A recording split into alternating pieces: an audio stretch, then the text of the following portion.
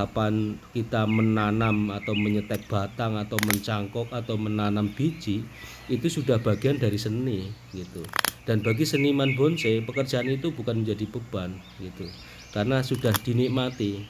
Karena pada saat memulai pekerjaan seni membonsai itu sendiri sudah menargetkan atau sudah menitik suatu titik target tertentu bahwa nanti batang ini yang tegak lurus seperti ini nanti akan saya jadikan seperti ini dan seperti itu dan seterusnya.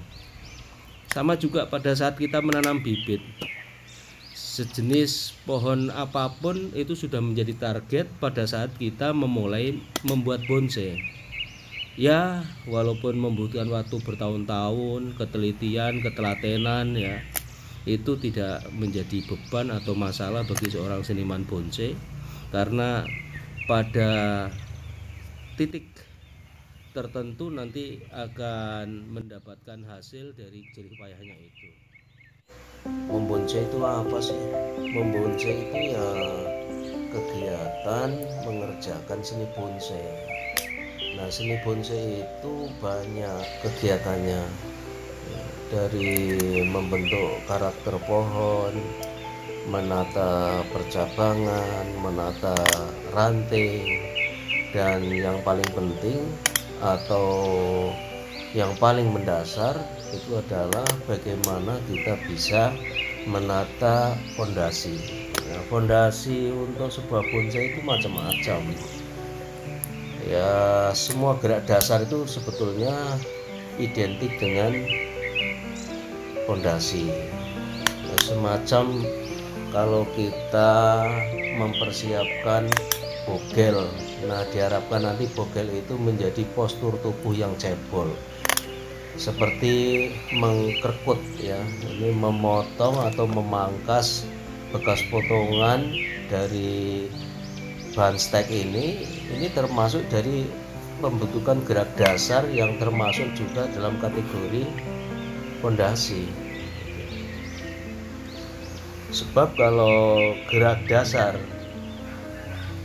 fondasinya ini tidak kita siapkan berkaitan dengan perencanaan bogel ini, tentu ya untuk mencapai dari tujuan membonsai itu sendiri akan sulit untuk kita dapatkan.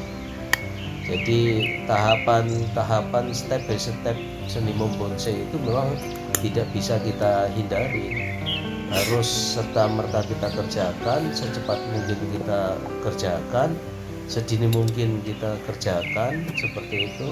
Dan tahapan-tahapan ini harus gitu, tidak bisa kita tinggalkan. Sebab kalau nanti ya, kebutuhan dari pembentukan karakter sebuah seni bonsai itu ada yang terlewati, maka mau tidak mau kita mundur lagi ke belakang.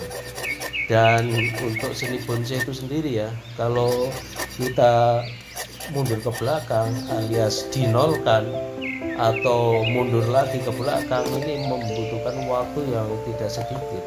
Karena seni bonsai itu identik dengan seni mengelola waktu sebetulnya, yang diterapkan atau diimplementasikan dalam sebuah batang pohon. Kalau kita bicara bonsai itu ya sangat luas sekali ya, boleh dikatakan unlimited, tanpa batas. Bagaimana tidak ya, dari sebuah batang stek yang bentuknya tegak lurus ya, kemudian ditumbuhkan, kemudian kita arahkan dari tunas-tunas yang ada menjadi cabang, dari cabang-cabang yang ada menjadi ranting. Ini bukan pekerjaan yang sederhana, memang betul-betul menguras otak, membutuhkan skill, kesabaran, ketelitian, juga membutuhkan biaya.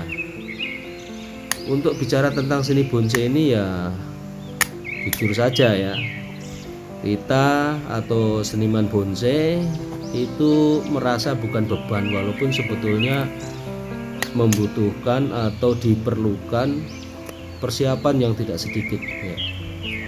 Terutama persiapan kesabaran ya. Kemudian persiapan ketulusan untuk mengerjakan suatu pekerjaan yang notabene sangat membutuhkan seperti daya juang, tekad ya. Bagaimana mungkin ya kita melihat suatu batang yang tegak lurus, kemudian kita tumbuhkan, kemudian kita arahkan perjabangannya, kemudian sampai menjadi sebuah tajuk ya, yang dari tajuk itu akan memunculkan berbagai macam dimensi berkaitan dengan seni bonsai. Dari dimensi-dimensi yang ada itu akan terpenuhinya seni bonsai itu kalau memenuhi syarat berkaitan dengan seni bonsai itu sendiri. Nah, ini perjuangan ini yang saya anggap sangat berat ya. Tetapi bagi seniman bonsai ini tidak menjadi kendala karena ini sudah menjadi bagian dari seni dalam kehidupannya. Karena dengan membonsai itu sendiri dari mulai tahapan nol, tahapan kita menanam atau menyetek batang atau mencangkok atau menanam biji, itu sudah bagian dari seni gitu.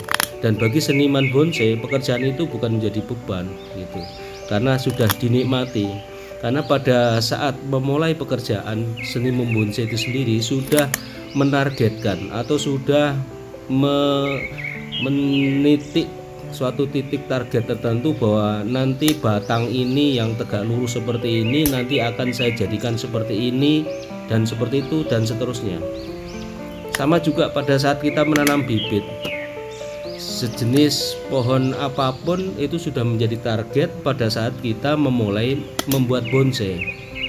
Ya, walaupun membutuhkan waktu bertahun-tahun, ketelitian, ketelatenan ya, itu tidak menjadi beban atau masalah bagi seorang seniman bonsai, karena pada titik tertentu nanti akan mendapatkan hasil dari jerih payahnya itu. Nah, ini ya, ini kadang-kadang yang tidak dimengerti oleh para penikmat ya. Para penikmat itu belum tentu seorang seniman, tetapi penggemar. Nah, tapi untuk seorang seniman memulai dari pekerjaan membuat bonsai ini sudah menjadi semacam kesenangan, hobi. Jadi proses dari pembuatan bonsai itu sendiri sudah dinikmati oleh seorang seniman. Beda dengan orang penggemar ya atau menikmat bonsai, dia hanya menikmati pada saat bonsai itu sudah jadi. Nah, ini bedanya. Tapi disinilah letak ya titik dimana seorang seniman bonsai itu merasa senang, merasa bahagia, merasa puas itu pada saat bonsainya sudah mejeng di atas catwalk. Nah, ini dia ya.